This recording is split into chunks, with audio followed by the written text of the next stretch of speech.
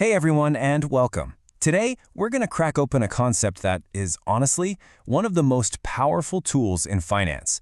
It's a way to look right past all the market noise and see what a company is really made of. Let's dive in. That's the big question, isn't it? For investors, for founders, for pretty much anyone who's curious about business. We see those stock tickers flashing numbers all day long. But is that the real story of a company's value? And the short answer? Well, not exactly. You know that price you see flashing on your screen? It can get pushed around by headlines, by general market freakouts, even by a single tweet. It's important for sure, but all it's really telling you is what people are willing to pay for a tiny piece of that company at this very second. It doesn't always tell you about the deep-down fundamental health of the business. For that, we've got to look somewhere else. So, what's the real secret then? A company's true intrinsic value, its core worth, it all, and I mean all of it, comes down to one thing: its power to generate cold, hard cash. Not revenue, not paper profits, but actual spendable cash in the bank. And this right here, this analogy just nails it. Think about an apple tree. You wouldn't say it's only worth the price you paid for it at the store. No way. Its real value is in all the apples it's going to produce for years and years to come. A business is exactly the same. Its value is basically the sum of all the cash it's expected to pump out in the future. So, how in the world do we measure that future harvest of cash? Well, we use a metric, and honestly, it has a pretty great name: free cash flow. This idea is the absolute heart of everything we're talking about today. It really is the lifeblood of a business. Okay, let's break that down.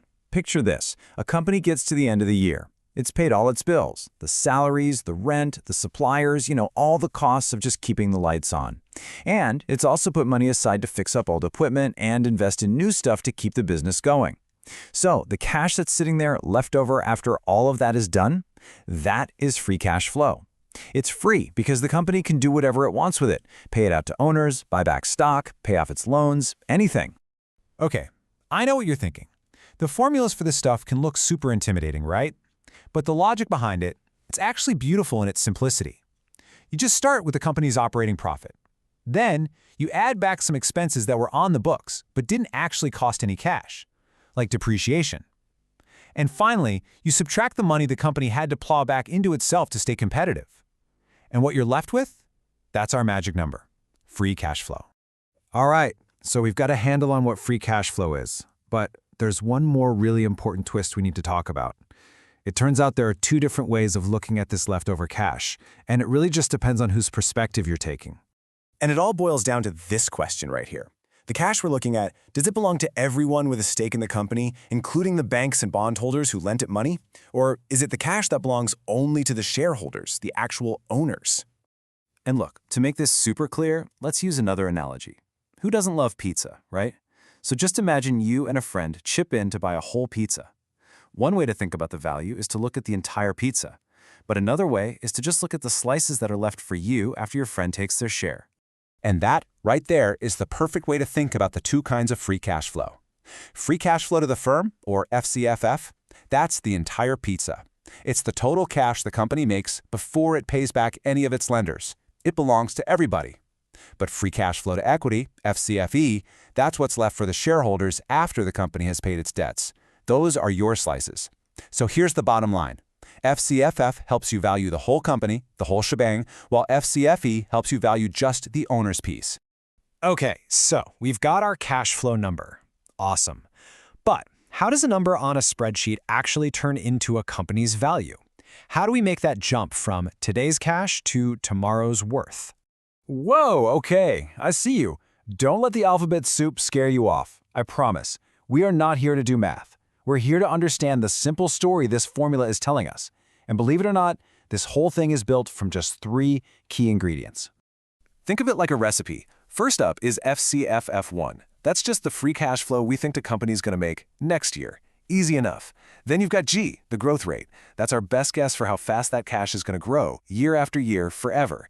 And then there's WACC. This is the cool part. It basically represents how risky the company is. See, a riskier business gets a higher WACC, which means its future cash is worth less to us today. It's just a smart way to account for uncertainty.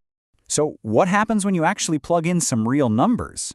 Well, using an example from our source material with specific numbers for cash flow, risk, and growth, you get a concrete answer. This tells us the total value of the entire company, the whole pizza, is about $1.865 billion. But wait, remember our pizza? That number, that's the value of the entire firm. To figure out the part that belongs just to the shareholders, we do one last super simple step. We take that total value and we just subtract whatever the company owes in debt. And what's left? That's the equity value. That's the part that actually belongs to the owners. Okay, we have gone through a lot of the what and the how. Let's just take a breath and zoom out to the why. Why does any of this actually matter? Well, because once you get this, it gives you a totally new and, frankly, a much more powerful way to look at any business out there. So, let's boil this all down. What are the big things you need to remember? 1. A company's real value is all about the future cash it can generate. 2. Free cash flow is the #1 metric you want to watch. 3. You always have to ask, whose cash are we talking about, the whole firm's or just the shareholders? And 4. Never forget that any valuation is really just a story about the future, and it's built on our best guesses about risk and growth. So here's what I really want to leave you with. From now on, the next time you see a company making headlines or you look up a stock, I hope you'll think beyond just the price. I hope this makes you ask that deeper question. What is the cash really telling me about this business? Thanks so much for tuning in.